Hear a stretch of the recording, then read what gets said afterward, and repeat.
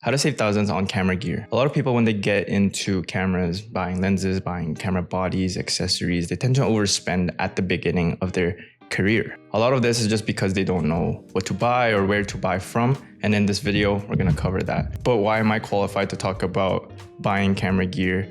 The reason why I'm qualified to talk about camera gear is because throughout the few years that I've been doing this, a lot of the camera gear that I've bought were bought either used or through deals that I was able to find and able to make. So with the amount of money I've spent on camera gear and the amount of money I've gotten back from using the camera gear, I've gotten outsized returns from the camera gear I've spent. And I attribute this being able to save a couple, hundreds, thousands of dollars from the camera gear that I've been buying and being able to put it into experiences and stuff that would improve my workflow. So the reason why you would want to save thousands of dollars on camera gear is because you want to spend those dollars that you're saving into either reinvesting into your business, reinvesting back into your workflow to make it easier, faster, outsourcing, or just being able to buy extra camera gear that would then improve your workflow again.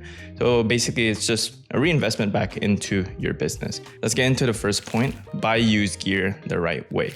Buying used isn't just cheaper, it's strategic. A lot of the camera gear that you're gonna buy used, you're gonna take the depreciation hit from it. So let me give you an example. This 24-105 f4 lens retails about 1,700 Canadian.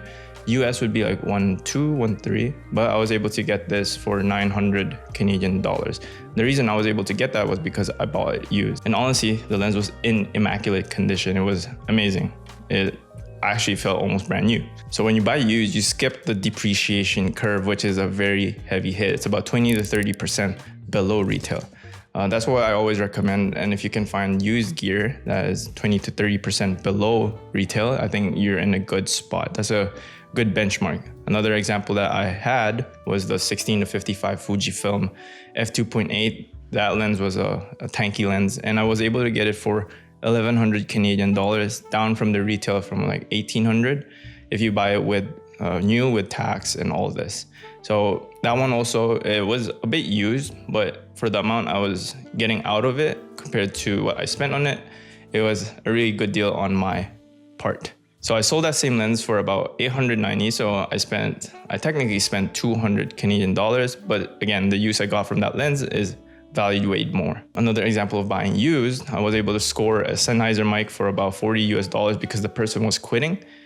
And that same mic retails about $100. So tips, use eBay sold listings to find market prices. I wouldn't recommend buying from eBay too much. I find that FB Marketplace and maybe asking your network around you if they're selling any gear, I think it's a better way to go about it.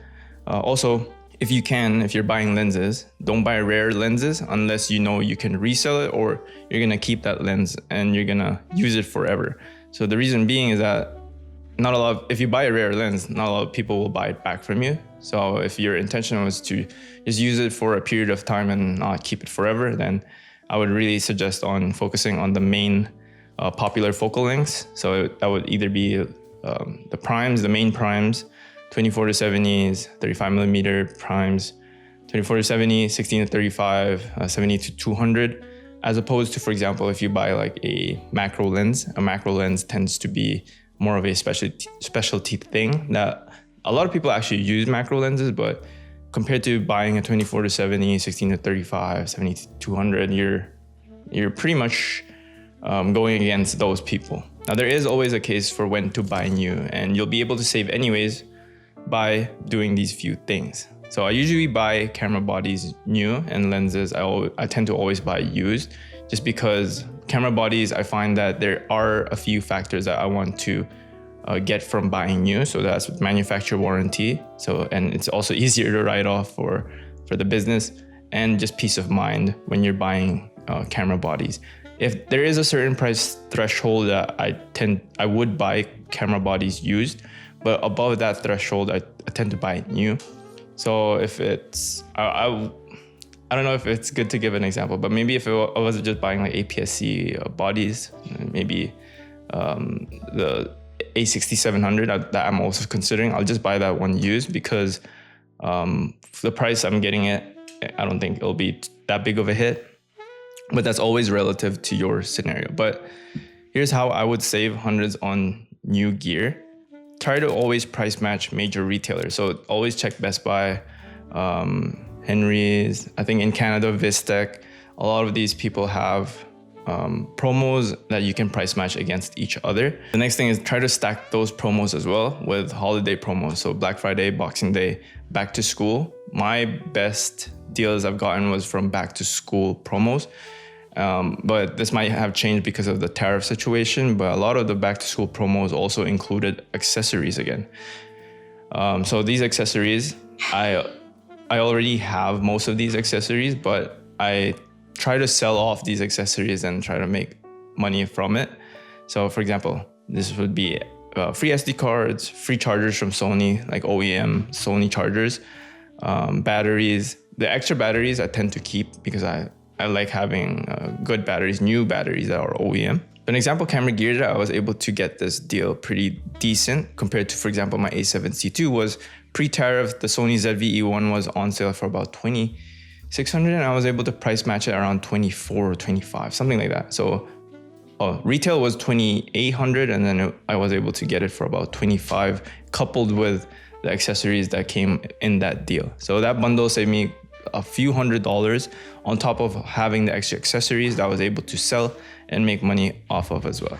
But the reality is that a lot of people are quitting. So with people quitting, you have a big advantage. So Facebook Marketplace is filled with these hidden deals and you just have to be active enough to know who to message. So this is how I was able to build my kit from the ground up and also save quite a bit of money. So you should look for people who are listing with multiple camera gear items because a lot of these people are most likely quitting.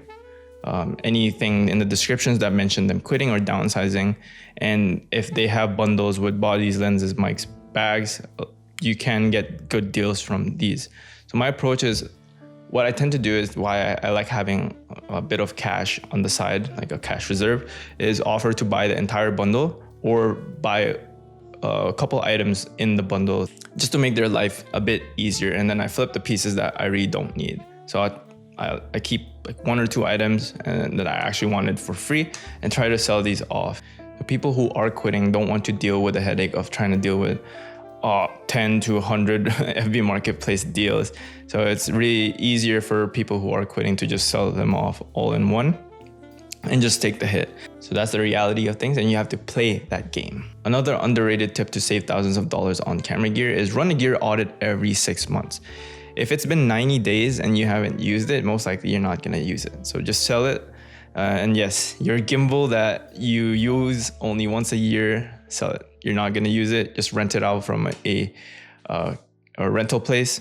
So an example of this is that I held on to a Sony ZV-1 II. It's one of those like vlogging cameras, thinking that I was gonna vlog. It's just the excitement of buying camera gear because I am a camera gear enthusiast, nerd, and I didn't use it. I sold it, I lost money from it, and it was a lesson that I had to learn, but just be mindful of the gear that you use. So I have a sheet. It might be in the description or in my Substack. So it's a sheet where I have like my inventory of gear and just seeing like how I use it or how many times I've used it. So you can go probably download that. But that reminds me, I have to do a gear audit like this month before I go to Japan. But yeah, keep a gear log, whether in Notion or in your sheets, and mark what you haven't used in 90 to 180 days because most likely you're not going to use those. So list those gear for sale before it loses more value. That's how you're going to be able to stay in the game in the long run. Another tip I have is, I talked about rental places, but borrow before you buy. A lot of rental places are actually very nice. Here in Vancouver, I think camera gear, base gear rental, they're very accommodating with rentals. So before you spend, for example, $2,000 on a setup, try borrowing and renting the gear first and ask a friend also. So a lot of people have their own use cases, but your friends will be honest with you with telling you that, the ZV-E1 overheated on me, like me. But try to also test different brands to see if it fits in your workflow. So example of this, I started on Canon, shot Fuji for a while, and I daily drive Sony. But if I were given the choice again to redo all of that, I would just borrow from people who had the Fuji camera and then made an assessment whether or not I wanted to deal with all autofocusing stuff. Now, another way to save thousands of dollars is buy once and cry once. So not all budget gear is a deal. So you'll save more long-term by buying the right gear once instead of upgrading 3 times in a year. An example of this is that you might be able to find a budget camera gear that's like $400, but in reality, the $800 version would save you the time and headache if that $400 thing broke easily. So ask yourself always, will this gear still work for me 12 months from now? If not, you might want to skip. So how to save on accessories? Accessories tend to get expensive, especially if you start adding up all the things that you're accumulating, because you think it's cheap because they're under 200, 100, maybe under 50. But then if you look at the amount of accessories you have, it's adding up. So here's how I manage my accessory spend. I use mics, camera bags, and tripods, plates, cages. What I tend to buy new are filters because I don't really want to risk having those like scratches or those micro scratches, or just I like my filters new. I also like batteries being bought new because I don't trust other people's batteries. I don't want to, break my system. And I buy specialized gear new because most likely you're not going to be able to find them used unless you're lucky. So the reason why I tend to buy a lot of accessories new is that the money that I spend trying to save on a couple dollars, for example, $10, $20, I could have spent just working on my stuff or just working more. You need to value your time because your time is energy and you don't want to be wasting energy trying to save $10 off of a trip that you're going to make that's probably going to cost you $20. So another tip is that used camera bags don't sell on Facebook Marketplace as much, so you can negotiate lower. And if you're going to beat up the bag anyway, might as well not pay full price.